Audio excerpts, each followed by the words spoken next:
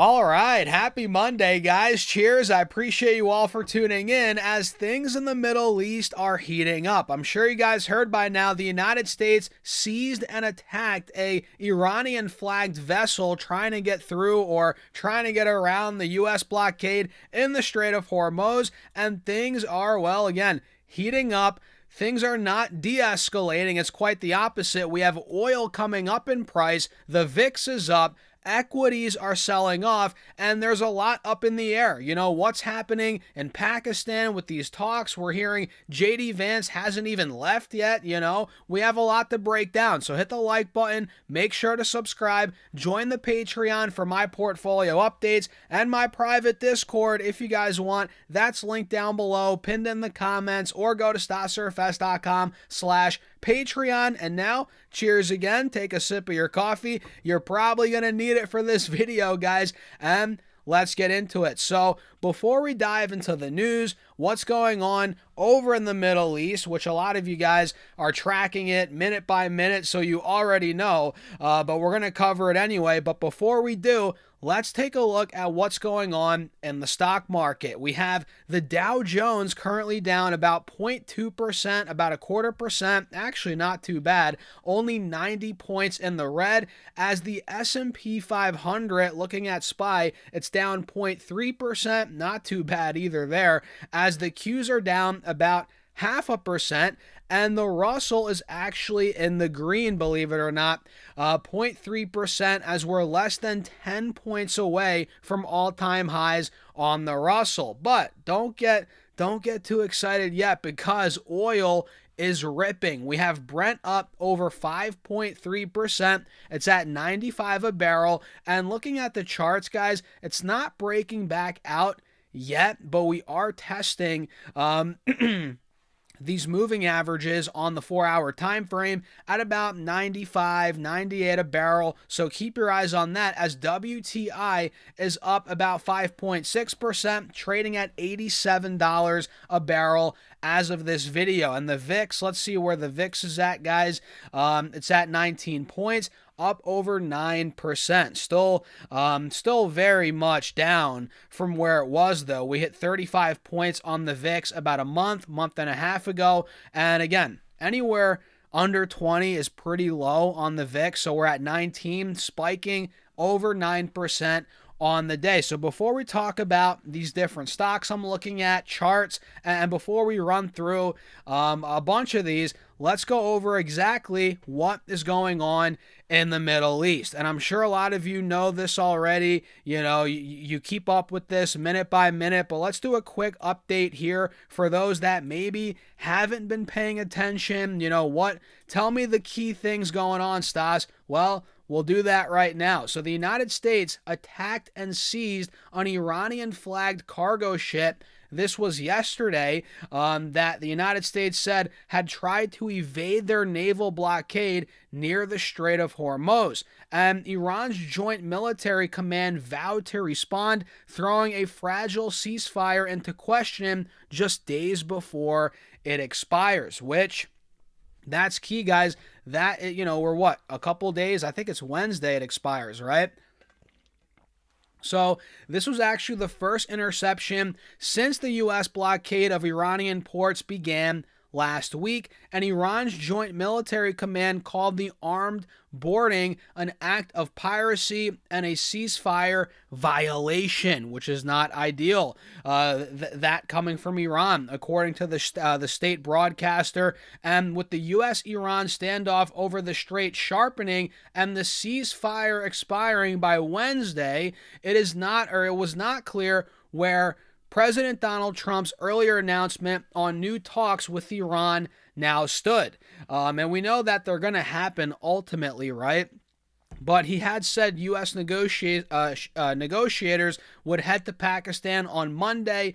But what I've read earlier, JD Vance hasn't left the White House yet, or maybe by now he has. We'll talk about that more here in a second. And we can see the U.S. official confirmed they'll host another round of Israel and Lebanon talks later this week, which is another a key part here that we have to be paying attention to, as that's, the ceasefire in Lebanon is critical to the overall deal here. So a second round of talks would come as uncertainty mounts over the prospects for an end to the Israeli Hezbollah conflict and the Iran war. So we're going to watch out for that big time, right? And according to the U.S. military, the U.S. says it has directed 27 ships back to Iranian ports during this blockade. We can see right here, the U.S. attacked and seized the Iranian-flagged cargo vessel, blah, blah, blah. We talked about that. Meanwhile, Pakistan is preparing for a new round of talks between the U.S. and Iran 2 days before a tenuous ceasefire is set to expire. We already said that. That's in 2 days. It says here Trump actually is saying it's highly unlikely to prolong, or he's highly unlikely to prolong the ceasefire with Iran that's set to expire this week. He told Bloomberg that again, it's highly unlikely to renew it. He's highly unlikely to renew the 2-week ceasefire announced on April 7th, and the president also said that the Strait of Hormuz would continue to be blockaded until the United States and Iran reach an agreement on the war, and God knows when the heck that's going to happen, right? And it says here, as of 45 minutes ago, I think I need to refresh this, but Vance is not at the White House as of 12:26 p.m. East Coast time. Excuse me, guys. It says Vance is at the White House, not Pakistan.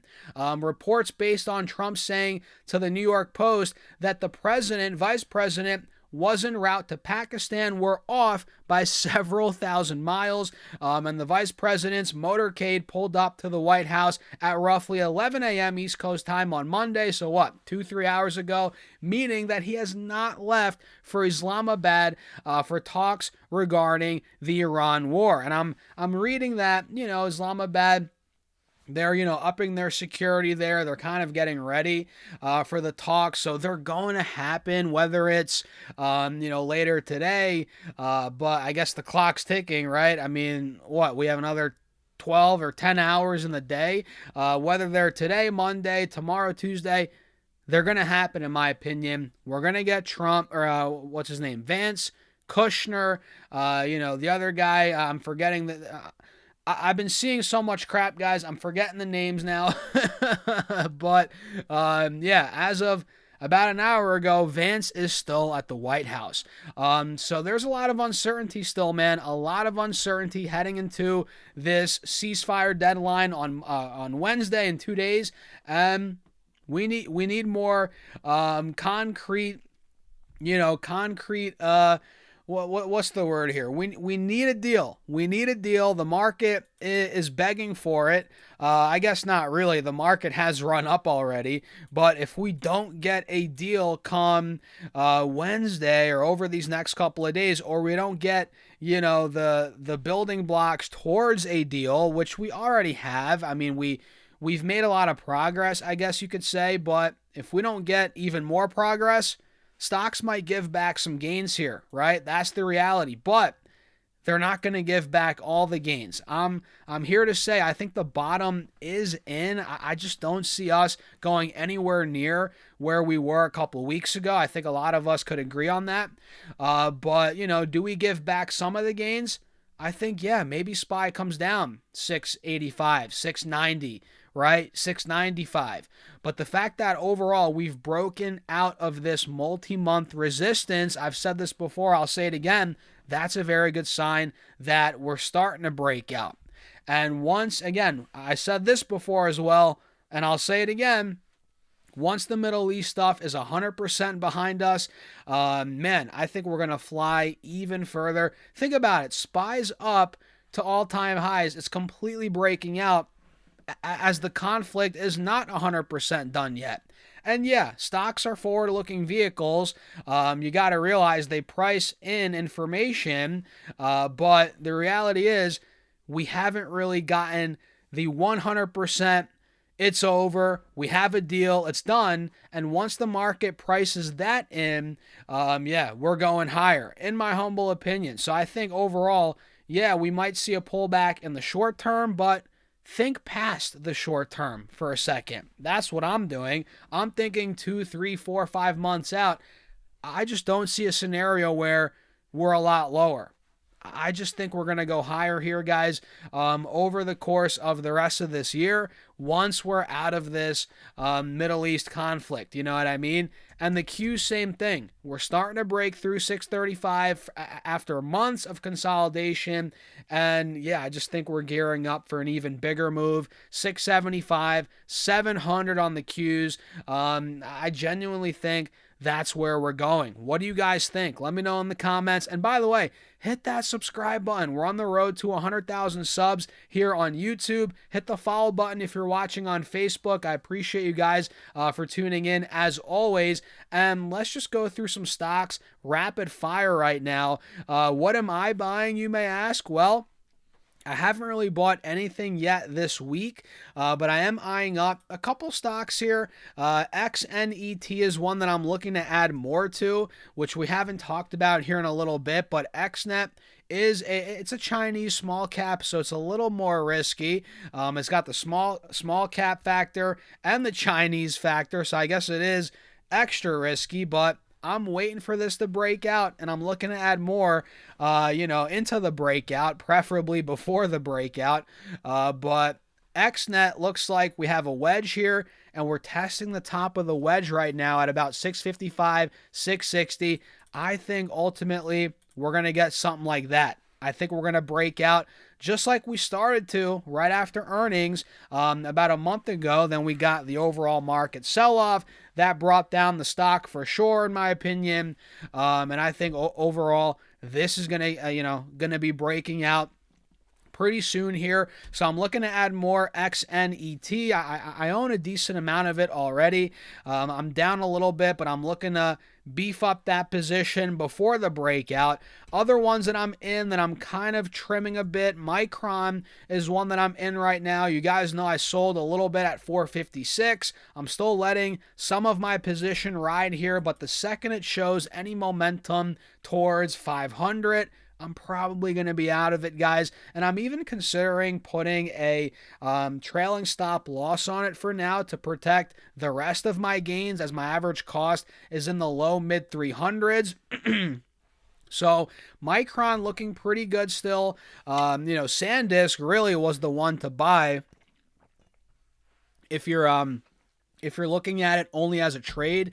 SanDisk has been on fire, man. Let me pull it up and show you guys. SNDK. This is one that if you bought anywhere here, you would be up massively. I mean, SanDisk hit 600, 590 back in the end of March, and now we're at 925, 60% higher. Think about that. So SanDisk's on fire. Micron's on fire.